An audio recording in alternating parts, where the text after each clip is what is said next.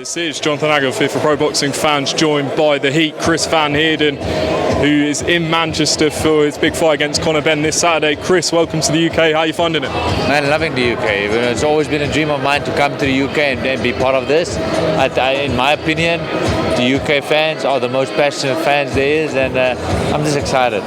When did that fight first come on your radar? When did you think I want to fight Conor Benn? Well, once I started hearing Conor Benn and Eddie dropping my name in interviews, and someone sent me an interview one day and they said, hey, they're talking about you, and then after that I saw numerous interviews with Conor Benn keep dropping my name. I was like, hey, if they drop my name, let's go.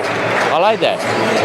What have you made of his rise so far? A lot of people getting behind him and seeing how he's improved. What have you made of him?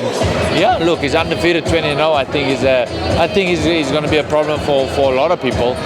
Aggressive, young, angry, emotional fighter. I respect him as a fighter. No, there's no way I cannot respect him. I do respect him as a fighter, but I'm a better boxer. You made comments saying that you don't believe he can box. What is that based on? Just the last few fights you've seen?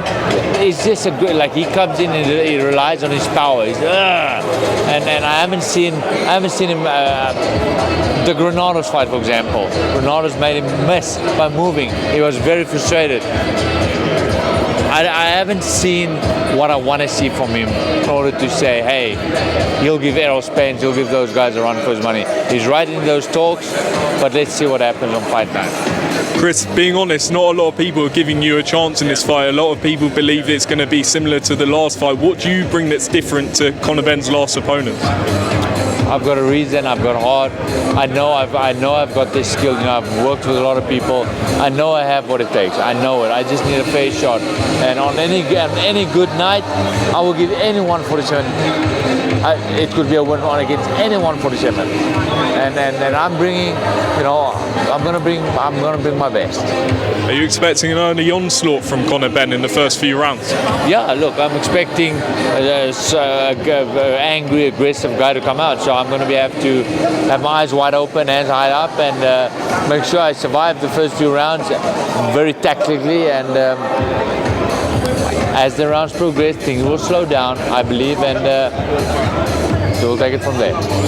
Chris, how much would this mean to you coming over to Conor Benn's backyard? I know you've spoken publicly about how your dad's always with you and been with you in the gym when you're training. How much would this mean to you to win this? Already, to win this, my life changes. You know, a win from this means another world title shot, a legitimate world title shot. It puts me right back into the big talks, the massive talk. That's what a win means to me. Yeah. Do you think you can win this fight by stoppage, or is it victory by any means? My vision, I see a W. I see my hand raised. Whatever way that is, I see my hand being raised. Chris, just a couple more before I finish off. You've obviously faced Errol Spence. He's fighting Yordenis Ugas this week. Who do you think wins the fight? That's a 50-50 fight, in my opinion. You know, Ugas could upset a lot of people. You know, giving Errol Spence's last 3 years, the history, the layoffs, the injuries, the eye, the car accident. That makes this a very 50-50 fight, in my opinion. And I would not be surprised if Ugas wins. Now, a lot of people, if Jaron Ennis is now in line for a shot at Errol Spence, he said that he's going to hopefully fight Ugas, Crawford, then move up. But if Ennis and Spence fight, that's the fight people want to see. What do you make of that, having fought both? You know, how do you compare them? You know what? Technically, the cleaner fighter is Errol Spence. I mean, more sound, more compact, more clean. Jaron Ennis is another animal in the sense of, he's super aggressive and he can punch. The boy's got a lot of punching power. I do see him have he's open, vulnerable for getting hit because him being so wild, his hands are not, the defense is not the best. But hell, man, Jaron Ennis is a problem. Is there a difference in power? I appreciate it was only a round you in with Ennis, but is there a difference? How would you explain 100%, it? 100%. The moment he hit me, I was like, oh, damn. I was like, this guy can hit. You know, Errol Spence hit me flush, not once, maybe not 10 times, numerous times, flush. And I wasn't fazed by it. I wasn't in for a second in my head where I went, I could get knocked out. Not at all. Jaron Ennis, dangerous power. Chris, any final message to your fans back home in South Africa and America and your UK fans? You know, proudly South African. You know what? I'm flying the flag. I'm excited.